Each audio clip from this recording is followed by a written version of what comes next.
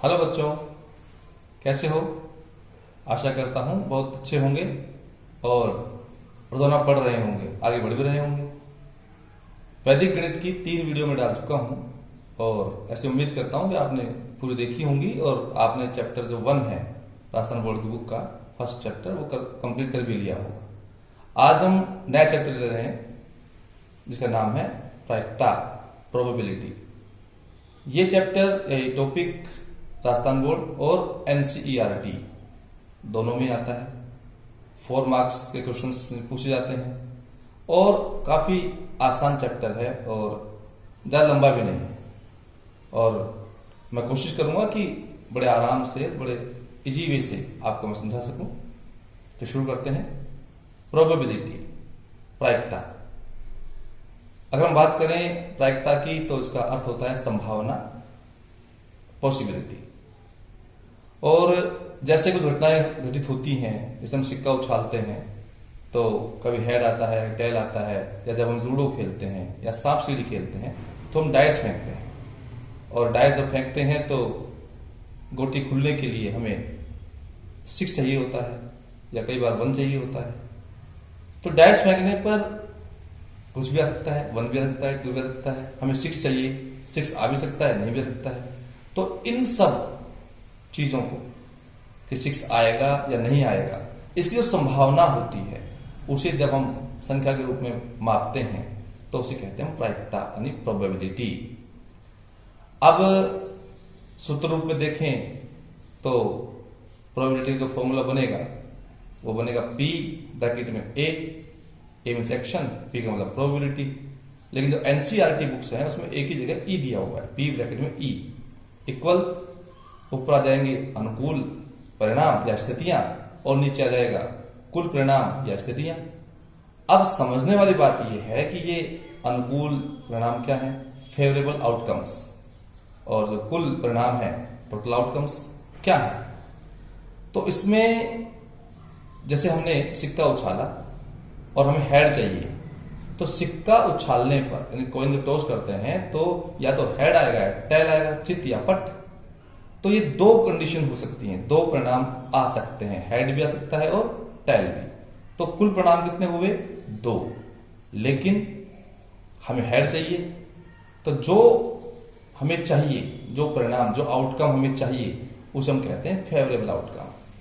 जैसे मान लीजिए हम लूडो खेल रहे हैं और हमें गोटी खोलने के लिए 6 चाहिए।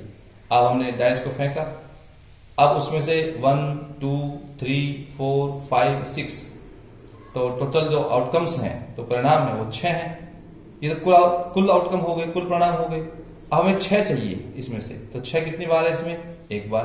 तो इसका मतलब जो अनुकूल परिणाम है, जो फेवरेबल आउटकम है वो हुआ 1। तो इस प्रकार जो हमें परिणाम चाहिए उन्हें हम अनुकूल कहेंगे, फेवरेबल आउटकम्स कहेंगे, और टोटल जो संभावनाएं होती हैं उसे हम कहते हैं टोटल आउटकम्स यानी कि कुल परिणाम। अब आगे चलें तो जो प्रायिकता है उसके बारे में कुछ बातें आपको ध्यान रखना जरूरी है कि प्रायिकता की जो रेंज होती है वो 0 से लेकर 1 होती है। यानी कि प्रायिकता ना तो 0 से कम हो सकती है, यानी कि नेगेटिव नहीं हो सकती, ऋणात्मक नहीं हो सकती है, और ना ही 1 से ज्यादा हो सकती है।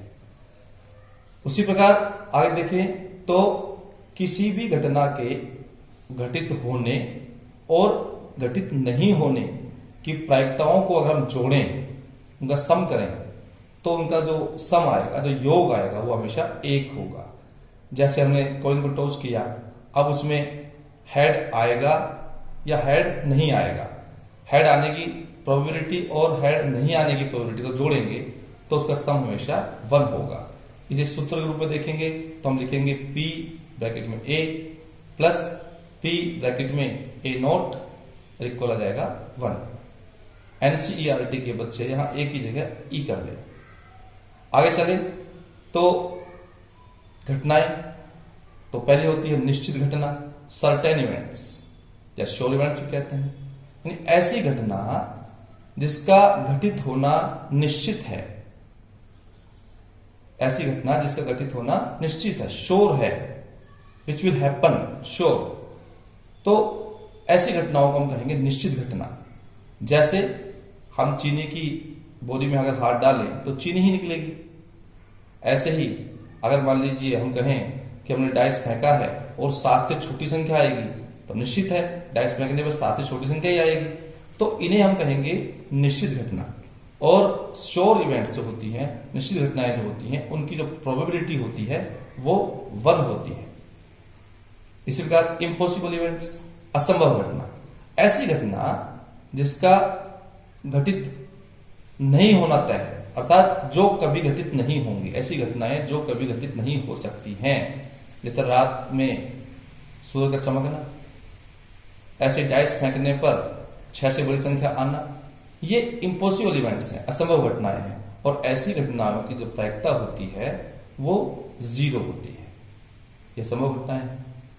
आगे देखिए हम कि जैसे मान लीजिए कोई भी एक्सपेरिमेंट होता है, कोई भी घटना होती है, तो उसमें जो भी प्रारंभिक जो परिणाम होते हैं उन सभी की प्रायिकता को जोड़ें तो उनका योग भी 1 आएगा। ये कुछ बातें ध्यान रखनी है। आपके सिलेबस में जो क्वेश्चंस आते हैं उनमें कॉइन्स से संबंधित और डाइस यानी कि जो पासा होता है उससे संबंधित और ताश से संबंधित क्वेश्चंस काफी आते हैं। तो उससे कुछ बेसिक मैं आपको बता देता हूं आज, क्योंकि आज के चैप्टर में हम लेसन में या फिर लेक्चर में हम सिर्फ बेसिक जो कंसेप्ट है उन्हें क्लियर कर रहे हैं। तो जब हम किसी कॉइन को टॉस करते हैं तो उसके जो ऑल पॉसिबल आउटकम्स हैं, जो कुल जो परिणाम हैं वो होंगे 2। और अगर हम एक से अधिक कॉइन्स को टॉस करते हैं या एक कॉइन को कई बार टॉस करते हैं तो ऐसी कंडीशन में जो कुल परिणाम होंगे वो होंगे 2n।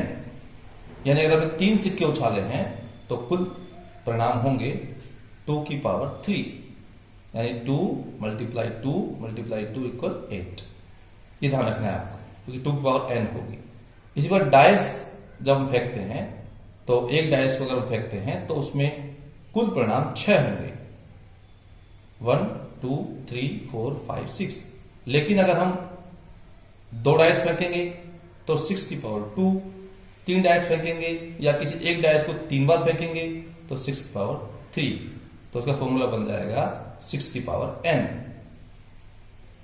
ऐसे ही ताश की गड्डी जिसे हम बोलते हैं, तो प्लेइंग कार्ड्स जो होते हैं जब उनको करते हैं तो कुछ बच्चों को इनके बारे में मालूम नहीं होता है, तो मैं थोड़ा बता देता हूं कि ताश की गड्डी में कुल 52 पत्ते होते हैं, 52 कार्ड्स, जो 4 तरह के होते हैं, जिन्हें हम कहते हैं हुकुम यानी स्पैड्स, जो ब्लैक कलर के होते हैं, 13 कार्ड्स होते हैं। दूसरा है क्लब्स, चिड़ी, इसके भी 13 कार्ड्स होते हैं, ब्लैक कलर होता है। ईंट, ईंट को हम बोलते हैं डायमंड, जिसके 13 कार्ड्स होते हैं, 13, और कलर इसका रेड होता है। उसका पान के 13 पत्ते होते हैं, 13 कार्ड्स, पान के जो कलर है वो रेड होगा और इसे हम बोलते हैं हार्ट्स। तो इस प्रकार ये होते हैं। इसमें आपने देखा होगा जो ताश के पत्ते होते हैं 13, वो उसमें इक्का है, दुग्गी, तिग्गी, 4 5 6 7 8, फिर नहला दहला, और फिर जैक, जे जिसे गुलाम कहते हैं, क्यू से क्वीन जिसे हम बेगम कहते हैं, रानी भी कहते हैं, और के फॉर किंग, बादशाह जिसे राजा कहते हैं। तो जो 3 पत्ते लास्ट वाले हैं जिसमें गुलाम, बेगम और बादशाह, ये तीनों पत्तों पे फेस बना रहता है, चेहरा बना रहता है, इसलिए इन्हें हम फेस कार्ड यानी तस्वीर वाले पत्ते भी कहते हैं। तो इस प्रकार आज हमने जो सीखा है वो प्रायिकता का बेसिक सीखा है। 10th क्लास तक के जो बच्चे हैं उनमें, उन क्लासेज में इन्हीं से संबंधित बेसिक पूछे जाते हैं, इसके अलावा उसमें और कोई बातें नहीं आती हैं। अगले वीडियो में हम प्रायिकता यानी प्रोबेबिलिटी से संबंधित जो क्वेश्चंस हैं अलग अलग बुक्स में, कुछ महत्वपूर्ण क्वेश्चंस लेंगे और आपको समझाएंगे कि किस प्रकार से हम प्रोबेबिलिटी क्वेश्चंस को सोल्व करेंगे। उम्मीद करता हूं कि आपको वीडियो पसंद आएगा और आप पूरा वीडियो देखें, बार बार देखें। नहीं समझ में आता है तो डिस्क्रिप्शन में मैंने अपना फोन नंबर दिया हुआ है, उस पर आप मुझे फोन करें, कमेंट बॉक्स सेक्शन में लिखें और मैं आपकी हर समस्या का समाधान करूंगा। आप वीडियो को देखें, लाइक करें, शेयर करें। धन्यवाद। Subscribe the channel and press the bell icon to get latest videos notification. Like, share and comment.